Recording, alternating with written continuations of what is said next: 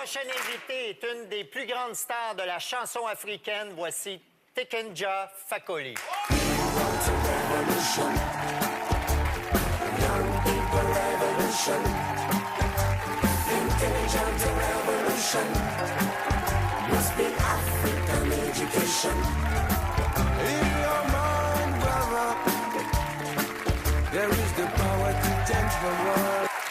Tikenja, bienvenue à Tout le monde en parle. Vous êtes un auteur, compositeur, interprète originaire de Côte d'Ivoire. La plupart de vos albums ont été certifiés or. Vous êtes le premier artiste d'Afrique noire à avoir remporté un Victoire de la musique en 2003. On vous surnomme d'ailleurs le lion ivoirien du reggae. Pourquoi un lion? Est-ce que vous êtes le roi de la jungle musicale en Afrique? Bon, en fait, je pense que c'est par rapport au fait que, voilà, en tant que reggaeman, on essaie de faire passer le message de la majorité des Africains qui ont envie de s'exprimer et qui n'ont pas la possibilité de le faire. Donc, depuis 1996, je sors des albums donc, qui parlent de l'actualité sociopolitique en Côte d'Ivoire. D'ailleurs, si les gens écoutent mes albums de 2000 jusqu'à maintenant, ça fait suivre un peu l'actualité politique jusqu'à la situation actuelle. Et toi, Danny, tu es un fan de la première heure. J'ai le premier album, le dernier que j'adore aussi. Je suis très honoré de vous rencontrer. Merci. Vous serez en spectacle les 11, 12 et 13 mars prochains à Québec et Montréal dans le cadre des 25e anniversaires des productions Nuit d'Afrique. Vous présenterez ce spectacle dans la foulée de la sortie en octobre dernier de votre 8e album African Revolution. On va en écouter quelques extraits. Ce n'est qu'un chant, ce n'est qu'une chanson. Ça ne changera pas nos vies. Ça ne changera pas nos vies. Je ne veux pas ton pouvoir, pas besoin de l'avoir. Je ne suis pas ton miroir, mais ton cauchemar. Je ne veux pas de ta gloire. J'ai de l'espoir, je ne veux pas ton pouvoir, voilà mon histoire. Je dis personne ne viendra changer l'Afrique à notre place. Il faut se lever, lever, lever pour changer tout ça. Anana fort, allez va faire quelques présidents, yeah. On nous votera, yeah. On nous ma président, yeah, blé. And I want a revolution, young people revolution, intelligent revolution, must be African education.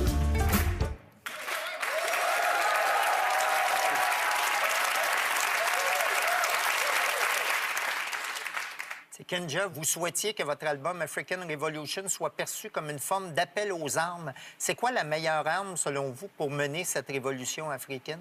Pour moi, la meilleure arme, c'est l'éducation. C'est l'éducation qui va réveiller l'Afrique. Parce que tant que le peuple ne saura pas ses droits, donc il ne peut pas les réclamer. Donc voilà, je pense que c'est la meilleure arme. Aujourd'hui, le système occidental profite de l'ignorance de la majorité des Africains. Et les dirigeants africains aussi profitent de l'ignorance du peuple africain. Donc voilà, moi je pense que si on met la majorité des enfants à l'école, je pense qu'un jour, le peuple même va prendre son destin en main parce que le peuple va se rendre compte qu'il a des droits et il va les réclamer. Comme aujourd'hui, les Tunisiens ont réclamé leurs droits, comme aujourd'hui, les Égyptiens sont en train de réclamer leurs droits. Donc pour moi, la meilleure arme, c'est l'éducation. Votre pays d'origine, la Côte d'Ivoire, est actuellement dans une impasse politique. Le président sortant, Laurent Gbagbo, refuse toujours de céder le pouvoir à son adversaire Alassane Ouattara, pourtant reconnu vainqueur à l'élection présidentielle du 28 novembre dernier. Est-ce que vous pensez qu'il existe une solution pacifique à la crise politique qui sévit présentement en Côte d'Ivoire ou est-ce que c'est un baril de poudre? Oh, je pense qu'on souhaite tous qu'il y ait une solution pacifique. Mais de toute façon, on n'a pas le choix. Parce que si le président sortant continue de s'accrocher, s'il réussit son coup, ça va être la même chose dans tous les pays. Et en plus, ce qui est important, c'est qu'il faut absolument que le vote du peuple soit respecté. Parce que si le peuple vote, que son vote n'est pas respecté, quand on va leur demander la prochaine fois d'aller voter, ils vont dire non, c'est pas la peine, la dernière fois on est allé, ça n'a pas marché. Donc voilà, je pense que c'est là que se trouve l'enjeu.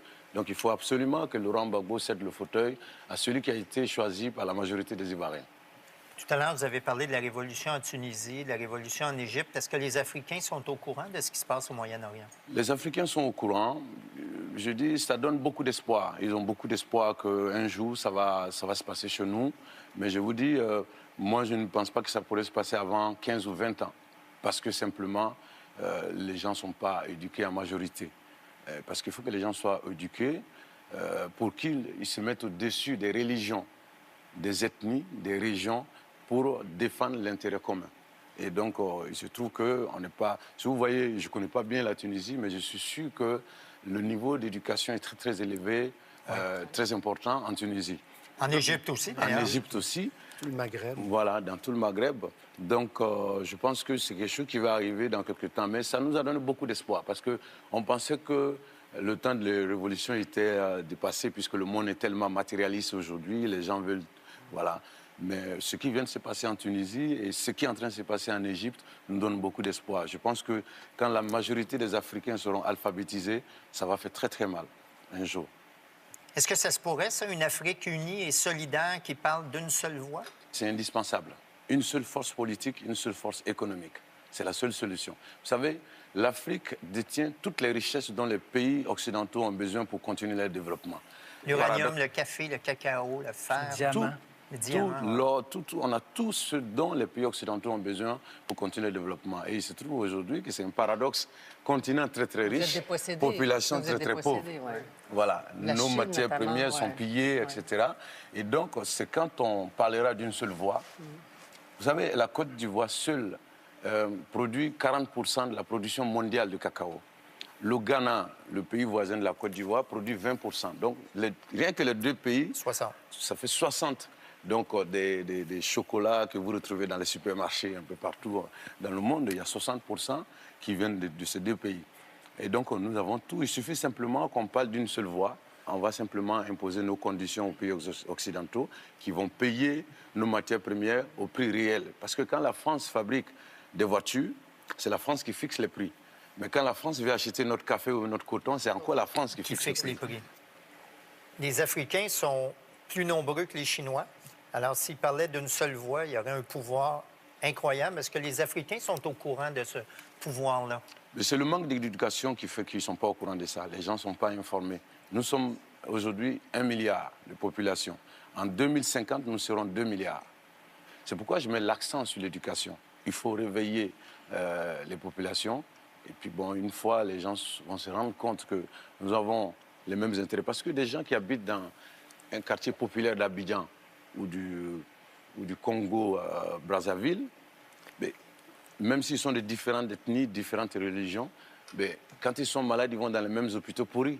Leurs enfants vont dans les mêmes écoles pourries. Donc, il suffit simplement, au lieu de se taper dessus, parce qu'on est de religions différentes ou d'ethnies différentes, il suffit de se donner la main pour imposer au gouvernement la construction des structures de santé potable ou des écoles. Voilà. Je vous cite. « Les Africains du monde entier, peu importe où ils vivent ou depuis combien de temps, ils ne seront jamais blancs. C'est pour ça qu'ils doivent rester tournés vers l'Afrique. Même s'ils ne reviennent pas physiquement, j'aimerais qu'ils reviennent spirituellement. En Occident, les Noirs ont lutté pour s'intégrer à la société qui est majoritairement blanche et ils y réussissent de plus en plus. Vous en pensez quoi? Je pense que de toute façon, notre place est en Afrique. Si les gens partent de l'Afrique, qui est-ce qui viendra changer les choses à notre place? Moi, je pense que notre place, c'est en Afrique. En même temps, on a le droit de bouger, puisque quand vous êtes Canadien ou Français, vous décidez d'aller à Bamako ou en Côte d'Ivoire, vous vous levez, vous faites votre bagage. 3 jours après, vous êtes à Bamako ou à Douala, au Cameroun. Et ça, c'est pratiquement impossible pour un Africain. Donc, nous avons le droit de bouger, mais notre place, c'est en Afrique. C'est nous qui devons changer les choses en Afrique. Personne ne viendra le faire à notre place. Vous n'êtes pas maître chez vous, encore. On n'est pas maître chez nous parce qu'on est désunis. On est désunis. On a été divisés depuis très longtemps et ça a été fait exprès. On a été divisés pour nous affaiblir. Mais à partir du moment où on s'est rendu compte que tout ça, ça a été fait exprès, il faut simplement se rapprocher, il faut s'unir pour faire face à toute cette situation. Vous avez lancé votre premier album, Manger Crassé, en 1996. Depuis, vous avez éveillé les consciences avec plusieurs disques qui ont connu beaucoup de succès, dont France-Afrique, Coup de gueule, L'Africain. À travers vos chansons, vous avez notamment dénoncé la corruption des politiciens africains, la mainmise des Occidentaux sur les ressources naturelles africaines et leur soutien aux dictateurs africains. On va écouter quelques-uns de vos plus grands succès. La politique France-Africa, c'est du blague et tu es. La politique Amérique-Africa, ouais, c'est du blague et tu es. On en a marre, l'Afrique en a marre, on en a marre, le peuple en a marre. Ils ont partagé le monde, rien ne m'étonne, rien ne m'étonne, rien ne m'étonne. Quitte le pouvoir, je t'ai dit quitte le pouvoir.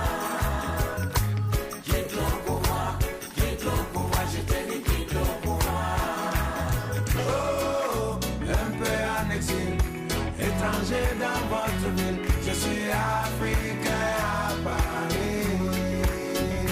Oh. Bravo.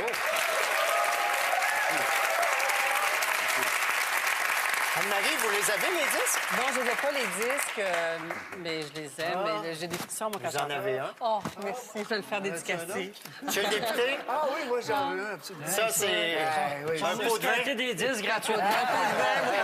Merci, Guillaume. Merci, je vous le ferai. D'accord.